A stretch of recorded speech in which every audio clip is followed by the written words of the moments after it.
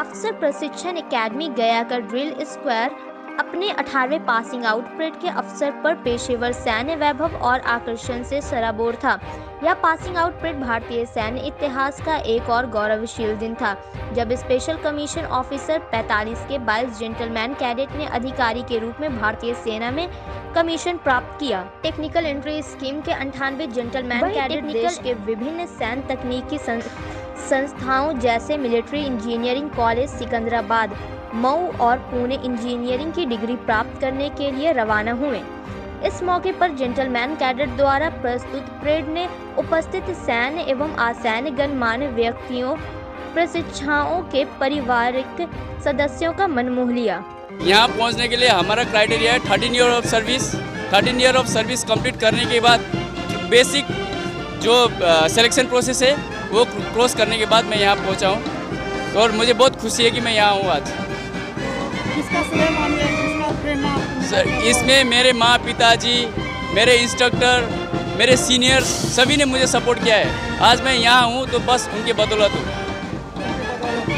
क्या शपथ लेंगे देश के लिए? मैं ये शपथ लेता हूँ कि जो मैं जहाँ भी मुझे काम करना पड़े मैं वहाँ जाके काम अपनी लगन के साथ करूँगा। कभी भी अपने देश को नीचा होने नहीं दूँगा। अपनी इज्जत और अपने देश को हमेशा आगे रहने दूँगा। I am presently posted to 6th Assam Rifle. My aim is to do more responsibility which I have given to me. I will ensure all the responsibility for the betterment of the organization and betterment of the Indian. आपने army ही क्यों चुना? Sir, I was service in 3.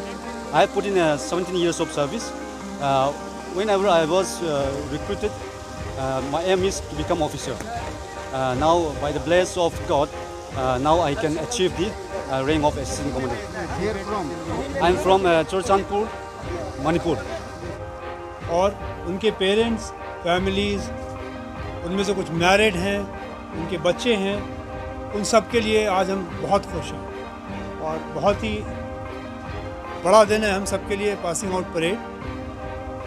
Officers को हम ऐसे तैयार करते हैं कि ताकि वो किसी भी सिचुएशन से डील कर सकें। सिर्फ जो हमारी सिखलाने का तरीका है और जो हमारी तरतीब है सिखाने की, वो इस पर फोकस नहीं करती कि हम उनको कुछ स्किल्स बता दें और जो हम बताते हैं उन चीज़ों को वो कर सकें। बिल्कुल नहीं।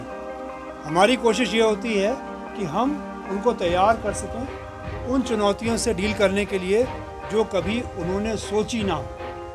लेकिन क्यों कि उनकी सोच और उनकी समझ इतनी मजबूत हो जाती है, वो किसी भी सिचुएशन से डील कर सकते हैं। ये हमारा मकसद है और देश को सबसे अव्वल कैलिबर के ऑफिसर्स, चाहे वो मॉरल करेज हो, कैरेक्टर हो, मिलिट्री नॉलेज हो, इंटेलेक्चुअल नॉलेज हो, फिज़िकल पावर हो, इन सारे एरियाज़ को देखते हुए हर तरीके से सबसे मजबूत और बिल्कुल उच्चतम श्रेणी का ऑफिसर हम एकेडमी में तैयार करते हैं।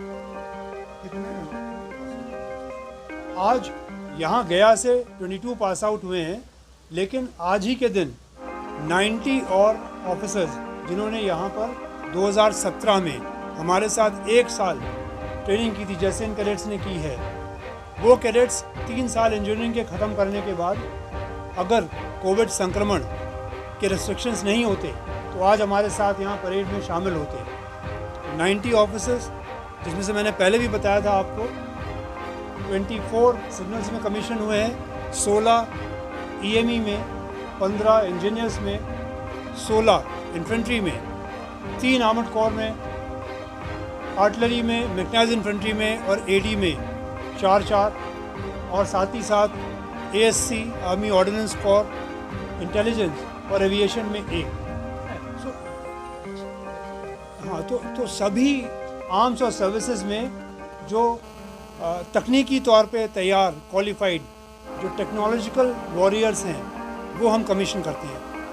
क्योंकि आप सबको मालूम है कि आजकल के वॉरफेयर में कई तरीक़ों से artificial intelligence, big data, robotics, remote surveillance, humanoid, skeletal systems, आप किसी भी तरीके से देख लें, हर जगह टेक्नोलॉजी काम आती है, चाहे वो साइबर वॉरफेयर हो, चाहे वो